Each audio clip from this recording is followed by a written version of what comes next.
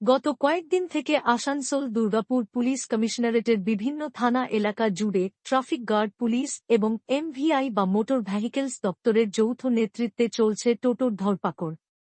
এই অভিযানে বেশ কিছু সংখ্যায় টোটো আটক করা হয়েছে। পুলিশের তরফে টোটো চালকদের বলা হয়েছে তারা যেন নির্দিষ্ট দিন অর্থাৎ 31 ডিসেম্বরের মধ্যে টোটোর রেজিস্ট্রেশন করে নেন। আসানসোলের বিভিন্ন গুরুত্বপূর্ণ রাস্তার মোড়ে ট্রাফিক গার্ড পুলিশের উদ্যোগে শিবির করা হয়েছে টোটোর রেজিস্ট্রেশন করাতে। আসানসোলের কুলটির নিয়ামতপুর নিউ রোডে নিয়ামতপুর সাব ট্রাফিক গার্ড পুলিশের উদ্যোগে এক শিবির করা হয়েছে, যেখানে টোটো চালকেরা নিজেরা এসে তাদের টোটোর রেজিস্ট্রেশন করছেন। টোটো চালকেরা এই শিবিরে এসে রেজিস্ট্রেশন সহজে করিয়ে নিচ্ছেন বলে Niyamatpur sub traffic guard incharge Shivnandan Dubey জানিয়েছেন। এর পাশাপাশি আসানসোল শহরের বিভিন্ন রাস্তায় করা হচ্ছে প্রচার। পুলিশের তরফে বলা হচ্ছে নির্দিষ্ট সময়ের মধ্যে রাজ্য সরকারের নির্দেশ মতো টোটোর রেজিস্ট্রেশন করাতে হবে। তা না করা হলে 31 ডিসেম্বরের পরে রেজিস্ট্রেশন না করা টোটো রাস্তায় চলতে দেওয়া হবে না। তা আটক করে টোটো চালকের বিরুদ্ধে আইনানুগ ব্যবস্থা নেওয়া হবে বলে পুলিশ ও এমভিআই এর তরফে পরিষ্কার জানানো হয়েছে। अभी आप लोग किस वजह से यहाँ पर आए हैं? हम लोग रजिस्ट्रेशन कराने के लिए आए हैं टोटो का। ट्रैफिक ऑफिसर के माध्यम से हम लोग आए हैं, मतलब रजिस्ट्रेशन कराने के लिए। ये नहीं होगा।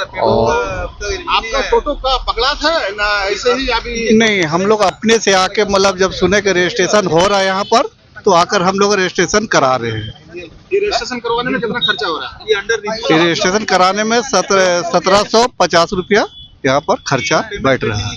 इसमें कितना साल का दोनों 1 साल का वैल्यू है। उसके बाद फिर आप लोग करवाना। उसके बाद फिर आगे क्या मतलब प्रोसेस आएगा, मतलब उसका अभी कोई मतलब ही नहीं है कि आगे चल के क्या होगा।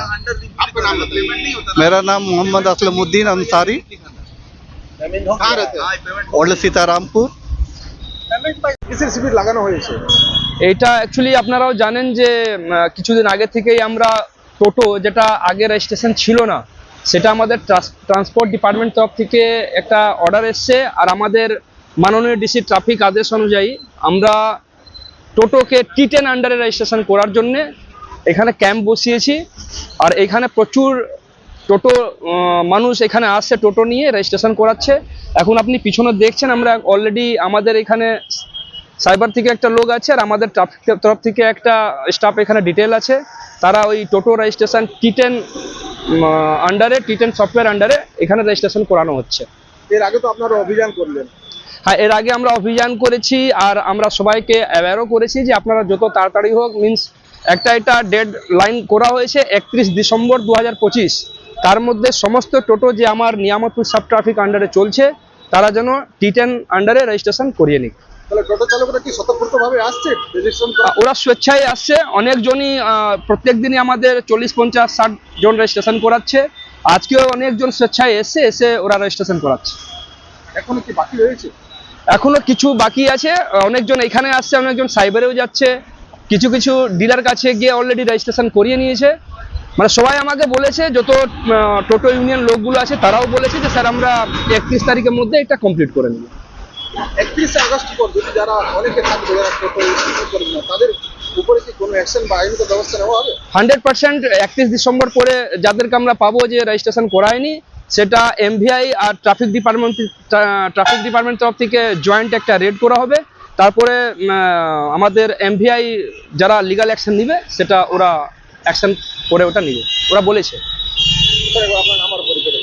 আমার SI Shivnandan Dubey, OC Niyamatpur sub traffic guard.